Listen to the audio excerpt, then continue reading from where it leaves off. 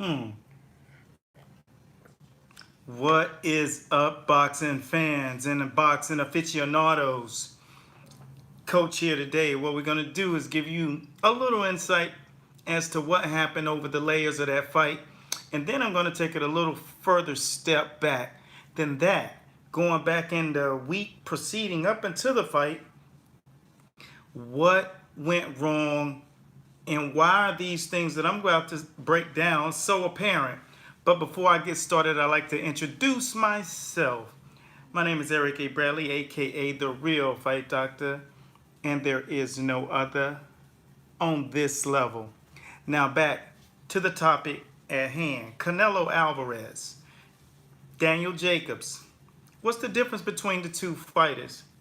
Well, you're going to be very interested, excuse my French, I'm from France, to know that Canelo Alvarez and Daniel Jacobs separate not just from race, creed, and color, skill set, and tactical boxing methods, but the reason why this is being is that Daniel Jacobs relies, regardless of what he says, solely on attributes. And what does that mean? Attributes are size, speed, power. Now, those things come into play, but when you got guys like Canelo, his commitment is to the process. And what does that mean? The process of fighting. And the process of fighting allows the guys to stop thinking and act upon his instinct as a fighter. Now, when you look at Daniel Jacobs, he went into the ring on fight night with a plan.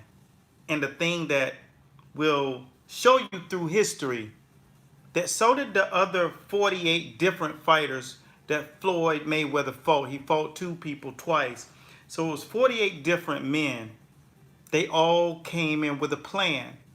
Whereas Floyd admits that he doesn't even watch tapes because what's going to happen on the night of the fight is going to happen. So you prepare yourself in camp for things like reflexes, and endurance. Because that's what you have to do. In a fight, you have to react. You want to make sure that you're prepped for the person's strongest attributes, but they're never going to come in and do the exact same thing that they've done to usually get them to the level of success.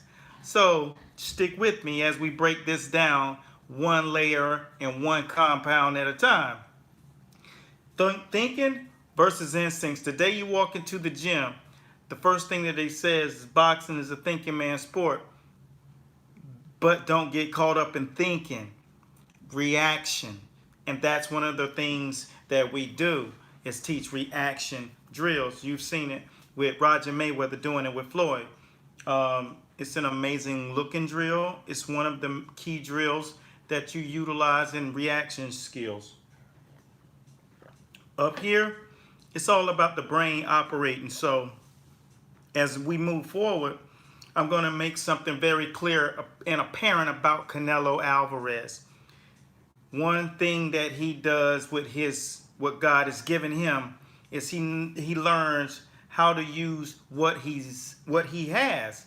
And the fact that he comes in there with a bum leg says, all right, I got one leg and I got two hands. That's what I got. Those are my weapons. I'm not going to even go to the second tier of thinking, which is anxiety and fear of putting what I got on Front Street.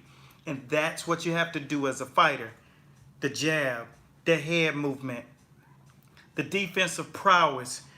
The things that he did was allowed himself to bring a pressure.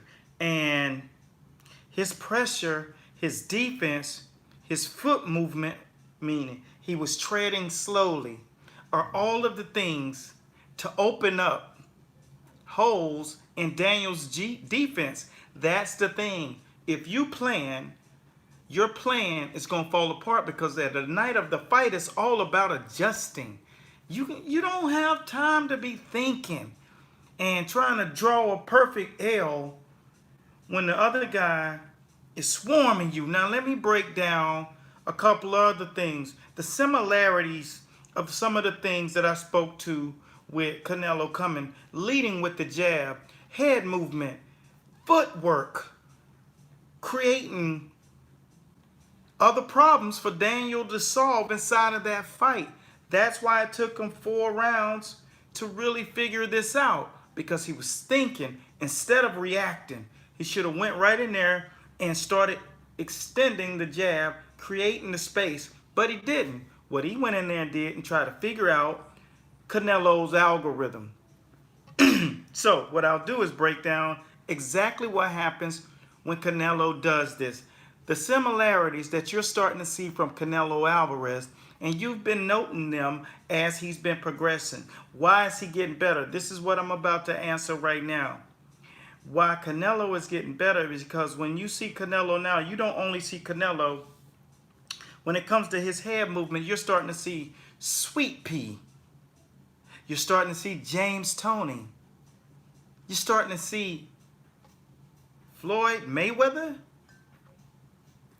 When you want to become great, I always tell the guys when we are in the gym that if you want to become great, when you start fighting, you start to look and resemble certain legends already, who've already done it and laid down the pine straw for you to follow. And what you're starting to see is those seeds starting to come up. Canelo Alvarez is starting to mimic these fighters of old. Now when it comes down to his hip shots, these are some of the tactics he's starting to mimic. Bernard Hopkins. Bernard Hopkins made a career of attacking you right below the belt line. Boom! Not in the groin area, but right outside and right here in the hips, where the circulation has to get to the hips. It shuts it down, swells it, takes your legs away over the course of a fight. Canelo Alvarez throws that head shot to the head and then cleans it out with a strong hip shot. These things aren't the type skill set or tactics that a guy that's 28 uses in the ring. This is when a guy's getting older and his body's starting to fail. His ammunition ain't the same, so he comes up with tricks and tactics. And when you look at the fighters of old, where they had to fight 15 rounds, and back in the days of Jack Johnson, 30, 28, 50 rounds. That's what you see. Excuse me, I got to get this off the screen.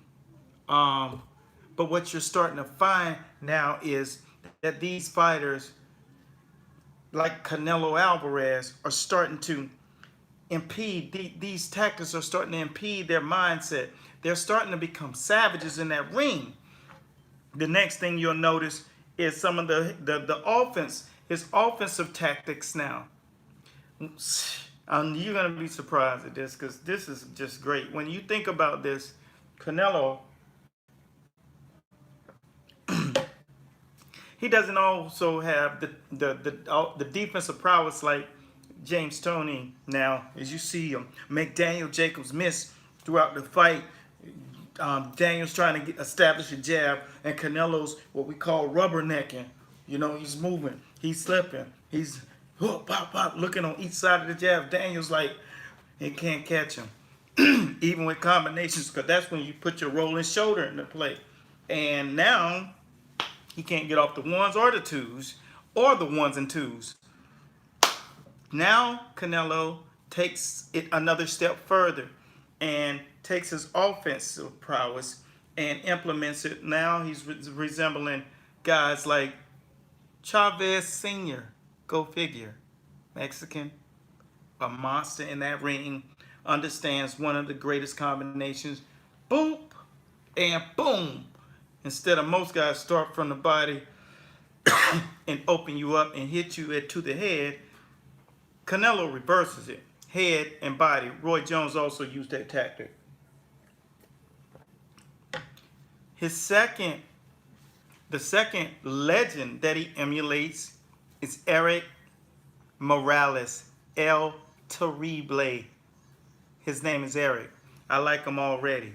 And the thing that you'll note with that is Eric Morales takes it upon himself to break you down, break through your defense by creating feints, boom, up here, boom, feints low, boom, bring it high. He knows how to create the variation of punches, punch illusion, and punch variations. Now, I'll take it back to Baltimore. We were sparring and helping one of our guys, Tony Thompson, get prepped for Klitschko. So we prepped one of the sparring partners. His name was Beast. Beast was immaculate, had a lot of great skills. So he was bumping heads with one of our sparring partners. And his coach told us, you know, and they mauled us. These blasted us clear out the waters. This was when I was super young in the sport. It wasn't even close. He was saying, you know what we were doing to you? I mean, our guy was just bust up. And he was no slouch. He had great footwork, great head movement, and all of those things. But what happens is a guy who comes in and he's not thinking. So he's eliminated the process of thinking. And he comes up, wow, wow, wow. And he was just pumping the jab. And he was like 6'7". So he was pumping the jab, touching us, touching. And then he started missing. And why he was missing is because he wanted to elude. And what we call is a throwaway punch. He throw it over the shoulder, miss on purpose, and whop, bring it back and catch us with the hook. And I love it how the coach he said, you know what we were doing, coach? He said, coach, we were throwing it away, putting it over the shoulder, boom, and it, bah! And I was like, that's good to know. So that was about 18, 17, 16, 15 years. No, it wasn't quite 15, 14 years. About 14 years ago. So when you think about it, you know, in fighting, it's a chess match. So you don't always put all your baskets in what you think you see. So we was responding to the jab. And the whole time he wanted the hook, which is a much better punch to land. Of course, much more powerful. So with that being said, I'm going to just give you a slight briefing of what I just said. The defense, like James Toney, Sweet Pea, Floyd, great head movement, the punch skill set, the accuracy, and the offensive prowess like Eric Morales, Chavez Sr. He's already starting to mimic some of the greatest who've ever done it. He's not even 30. Now, one of the other specialty punches is that one of the key punch methods that he uses. And if you haven't noticed this, you go right here to my page, subscribe right here on our channel, and go to the very next video. And what you're going to see is a punch circuit of certain techniques that Canelo uses. I did this before the fight even happened. But one of the punches was used by one of the greatest who've ever done it, who was taught by one of the greatest, which was Archie Moore. He taught George Foreman, and it's called the hinge. Boom, boom. They thudding punches, and they knock you off center, and they position you where he can boom, boom, and he can land a crack. Let me explain something to you. He used the hinge, boom, weighted punch to put Michael Moore in a position to give him the 1-2 and the 1-2. And now the George Foreman grill exists because he knocked Michael Moore out in 93, 94 in the 10th round after Michael Moore dominated using hinge sledgehammers. Boom. These techniques Canelo's already using. He's only 28 years old. He'll be 29 this July. But with that being said, the guy's like a 40-year-old already as far as what he knows and the skills and crafts that he uses. As we teach these guys these types of skills and techniques in our training programs. And if you haven't subscribed, subscribe to our website right now, because everybody who's watching it, it's good to know some of the variables that come in and what happens behind those doors of the gym when the fighters come in and they start to learn these skills. Well, Canelo's ahead of his curve. He started very young, but it's benefiting him in an amazing way. Uh, he's taken and starting to mimic some of the greater fighters using tactics and pronating of his punching and learning how to carry, and he's mean already. So that plays in his advantage, and Danny just was not bringing his first instincts, just like the other 48 fighters that Floyd Mayweather fought. They didn't bring their instincts. They brought a game plan. And at that level, that's why we always say there are levels. You can't think. We planned when we came up there to help Tony Thompson get ready for Klitschko. We planned, and what happened is we got blasted because we weren't going on instinct. We didn't trust our natural instincts as fighters. So what happens is you become one step behind, and in chess, if you're one step behind, it's a very good chance that you will lose. That's all I got for right now. Continue to follow us. Make sure that you go down and look at that Canelo video. It's right up under this one. It's great. It gives you really good insight and visuals as I'm talking. So for those of you who never watched this channel, shame on you. But now is the time to follow us. Master Boxing across the board, where we teach you boxing skills, break the fight world down round by round. And until next time, peace. We out of here. Be blessed at God's speed. Share the channel with people.